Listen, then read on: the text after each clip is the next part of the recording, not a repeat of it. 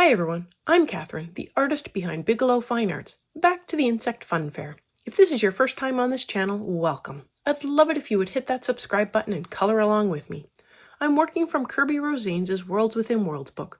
I post 3 times during the week, and I also have full palettes available for free on Patreon. Today is Leaf Day, and I am starting with my lightest color, light green. The fun thing about adding in some really good shading is that this is now essentially a grayscale picture where I am just adding in color. I put the light green in all of the light spots. I come in with leaf green next, which is my mid-tone color, and I add it everywhere else and feather the color a little into the light green.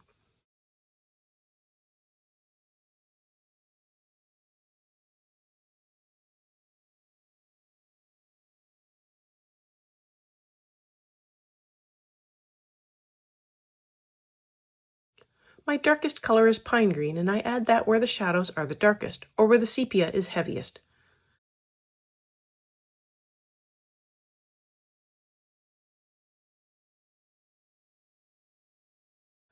Now I add in a light layer over the entire leaf.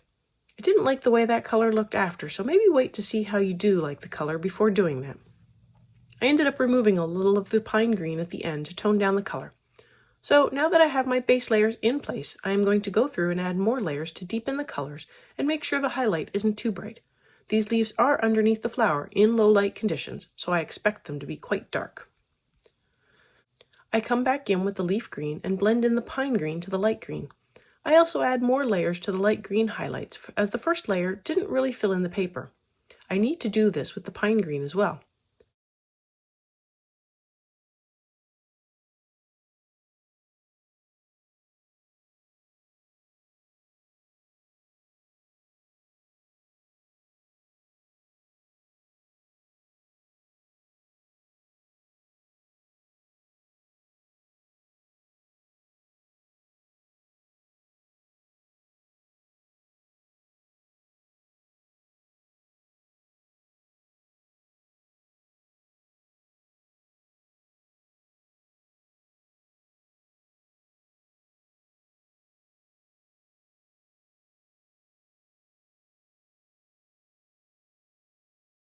And now for a little color theory. I am adding in some deep scarlet red, which will desaturate the green and make the shadows even darker without having to add in black. It is okay to add black, that works too, but this is another way to make shadows even darker. I come in over top with the pine green to blend the red in even better. On the color wheel, red is across from green, and mixing the two results in a brown. The darker the colors, the darker the brown. Here is where I added in another light layer of the pine green and realized later that I didn't like the color it gave the leaf compared to the next leaf. On to the next leaf, which is just a sliver of leaf. I again begin with the light green on the lightest parts of the leaf.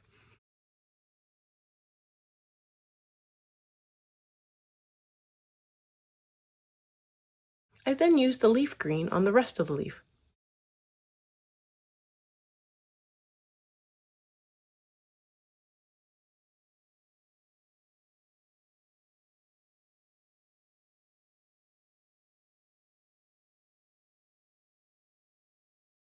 I add in the pine green to the darkest parts of the leaf to accentuate the shadows even more. I use the colors to refine the shadows that I put in place with the sepia.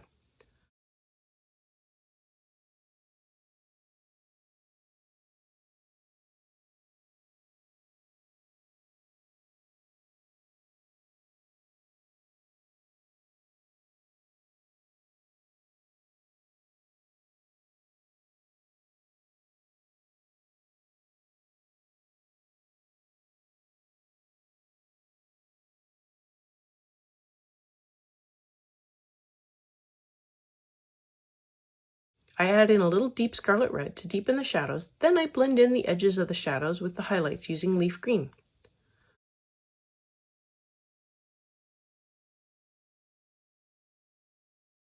I actually add in a light layer of leaf green over the highlights too, so I can tone them down a little.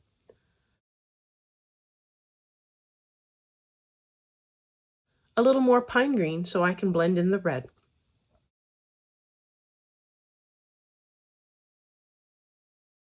I add in another layer of light green onto the highlight to blend it in a little more and make sure the tooth of the paper has been filled in. And I can move right onto the next leaf with the light green, filling in the lightest part of the leaf.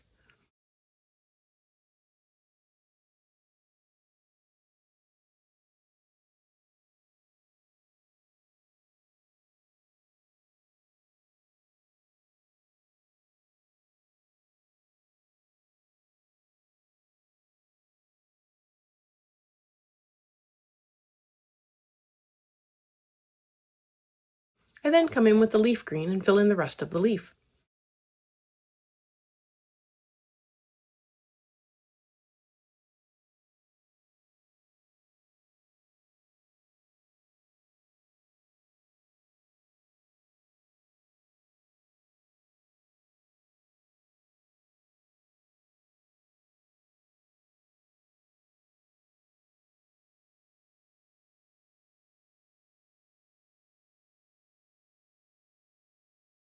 I come in with the pine green and work up the shadows even more. I want to get the contrast up and fill in the paper with color.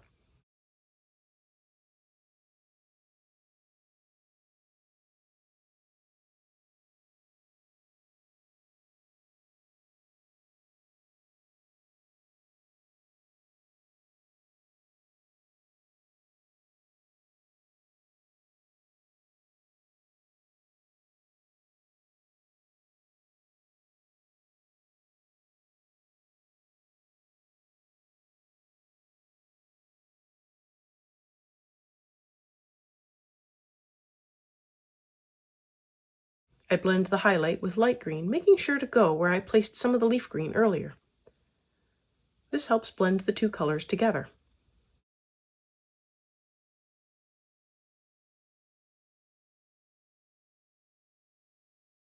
I bring in the deep scarlet red to darken up the shadows. I don't need a lot, just a light touch.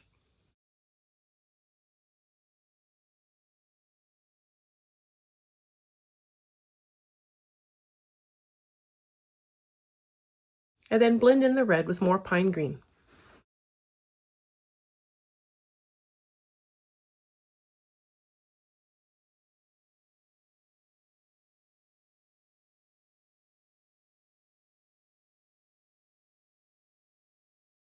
I blend the highlights with some leaf green to tone them down and also blend into the shadows a little more.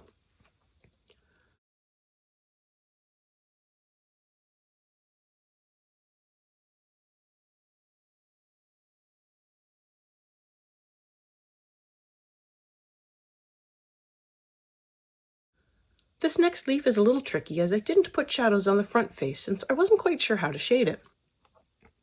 So I am covering the entire front face of the leaf with the light green and the lightest part of the back face as well.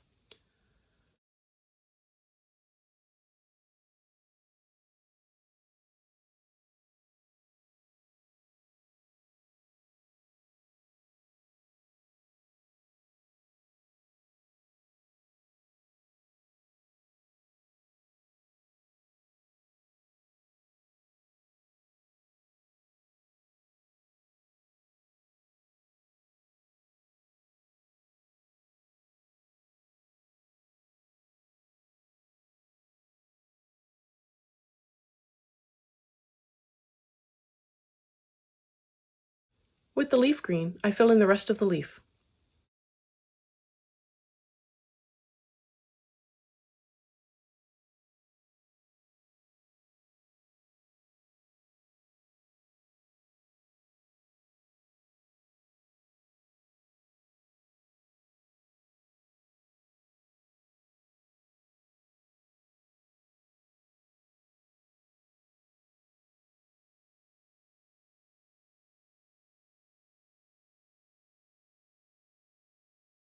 I also add in some shaping to the front face. I decided to have each section pillow up a little, so I am adding shading across each rib line. I avoid the little circles as I will turn those into water drops later.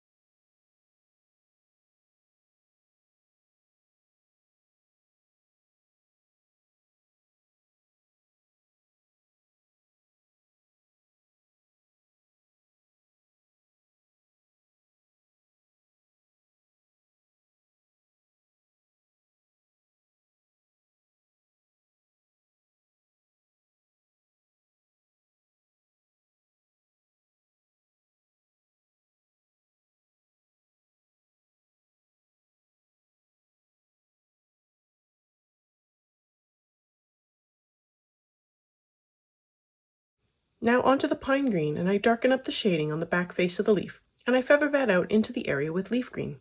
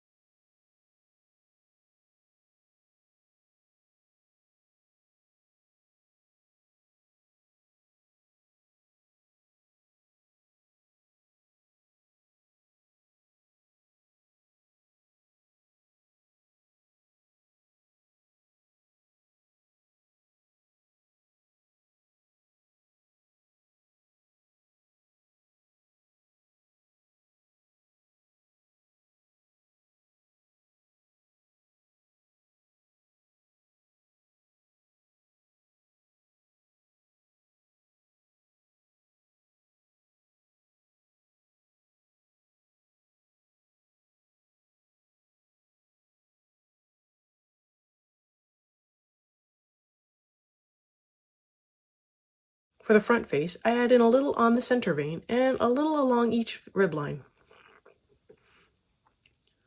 Right now, the front face looks very flat, even with the different colors. The sepia really makes a difference underneath the colors.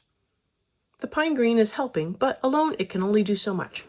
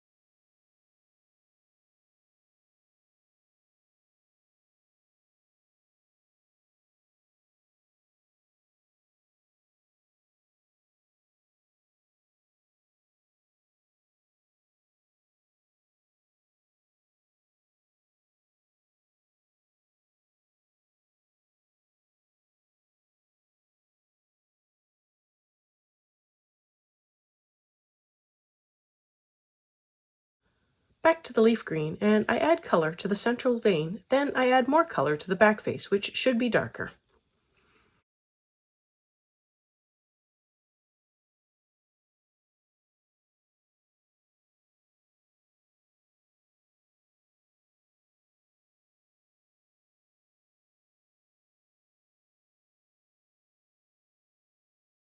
I come back to the front face and continue to refine the shaping as well as darkening up the areas with the light green. Again, the light green is too bright on its own, but it works great to lighten an area.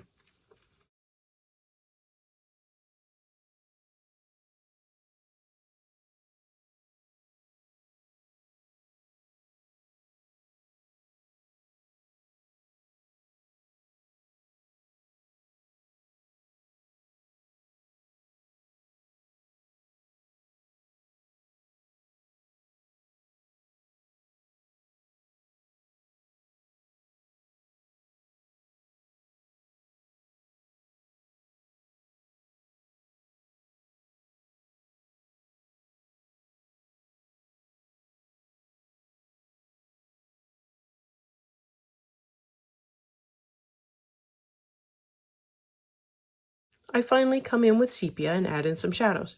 This really changes the front face, helping the colors bring the shadows to life.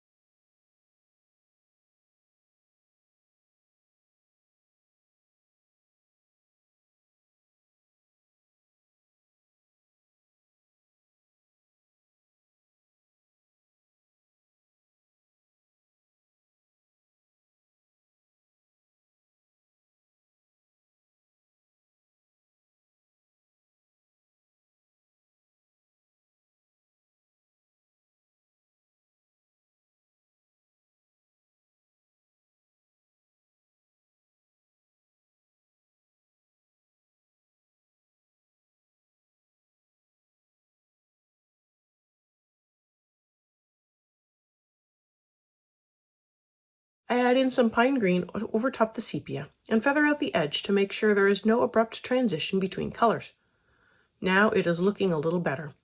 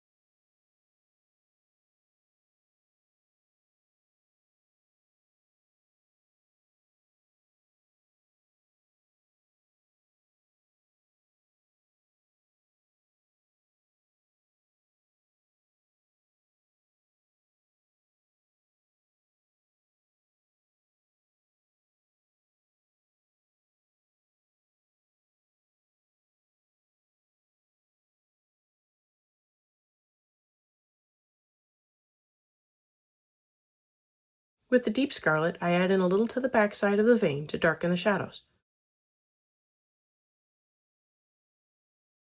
I bring back the leaf green to smooth out the front side a little more, then I blend everything together with more light green.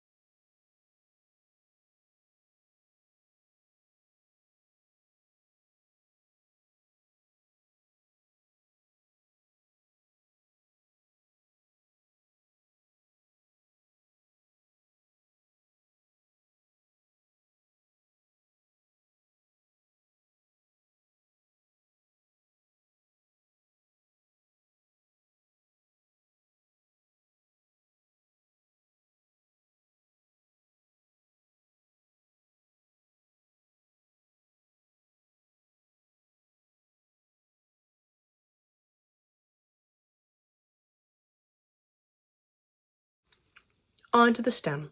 I begin with the light green, adding in a layer over the lightest parts of the stem.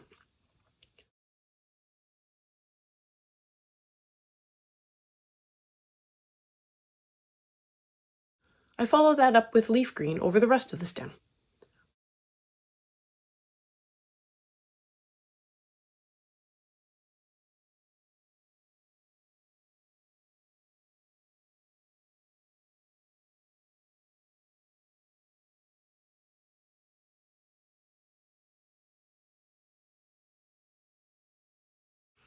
For the shadows, I bring in the pine green and use that just where the shadows are darkest, blending out into the leaf green a little to make for smooth color changing.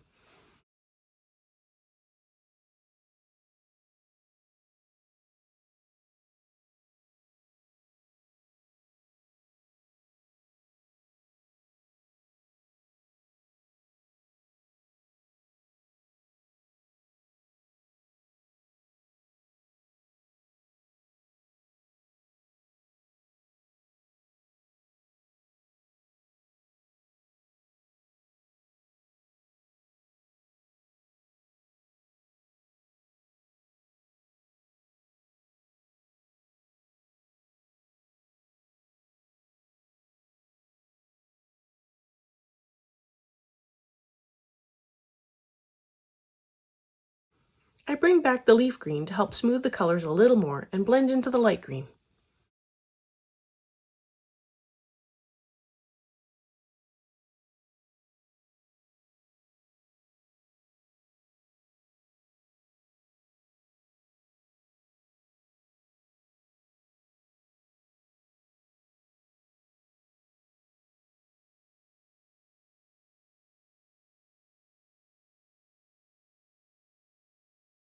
I add in deep red just to the darkest parts of the stem.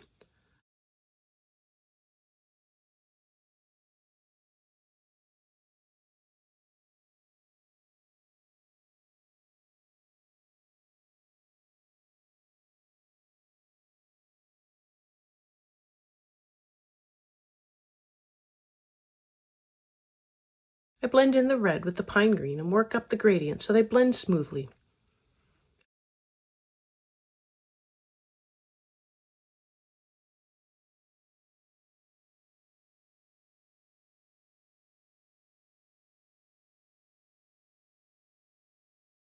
I add in a touch of sepia to a spot that could use more up near the top where I really want it to be very dark. I come back in with the leaf green to blend.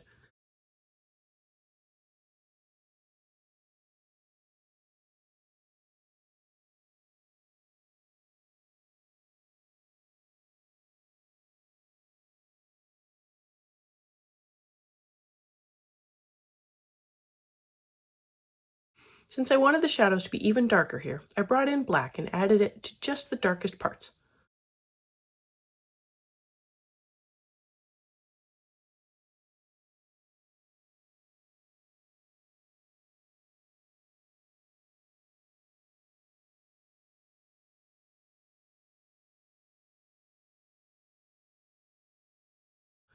I blend the colors a little more with light green. This really does help smooth out the colors a little more.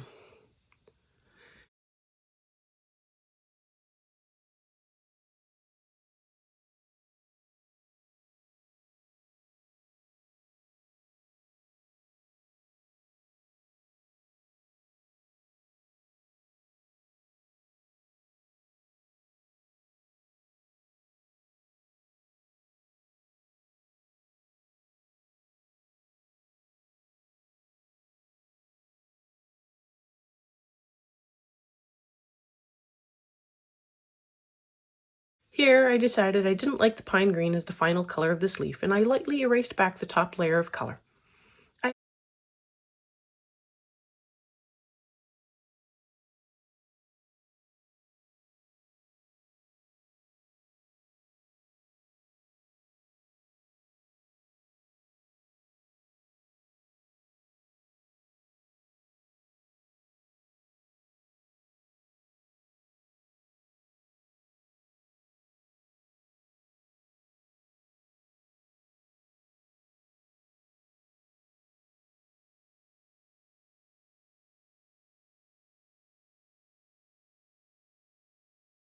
I add back in more light green to the lightest parts.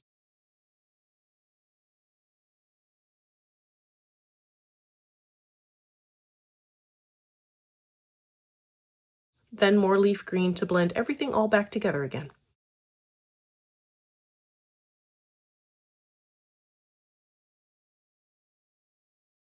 A touch more light green.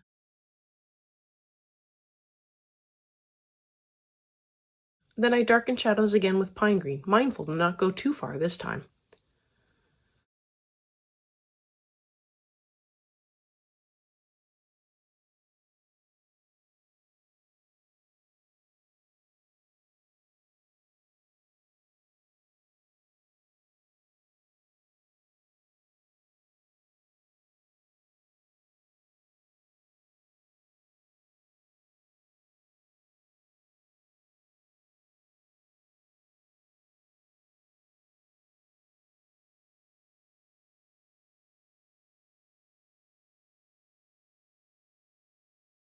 For the final tiny leaf, I begin with leaf green over the entire leaf.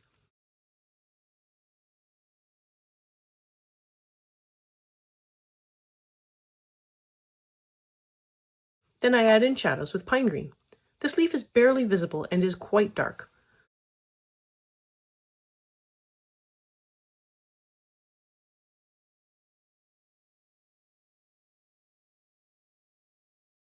I blend with light green, then I add in red over most of the leaf, blending that in with more pine green.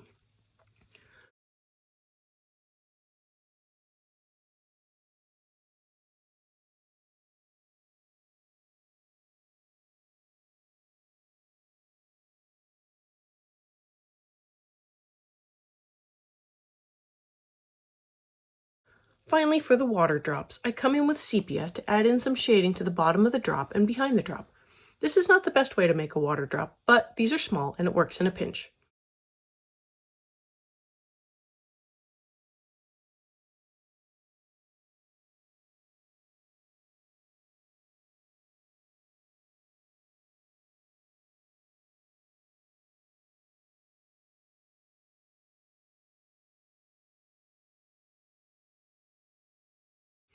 I fill in the drop with cold gray too, and I also blend out the shadow behind the drop and inside the drop.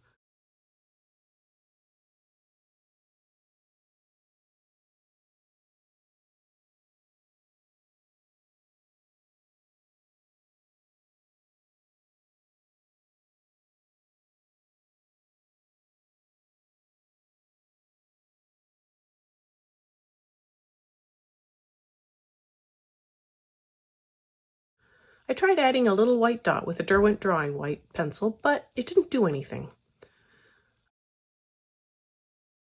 I work up the shadows a little more with Sepia, and that is a rough water drop. Thanks for joining me on these leaves today and a tiny bit of color theory. Let me know below or on social media if you colored along. I'd love to know how you did. I want to thank you all so much for coming along and joining in with me on this coloring journey. I appreciate all my subscribers and look forward to more of you joining in and coloring along with me. Please like, share, and subscribe to help that happen. Until next time, happy coloring.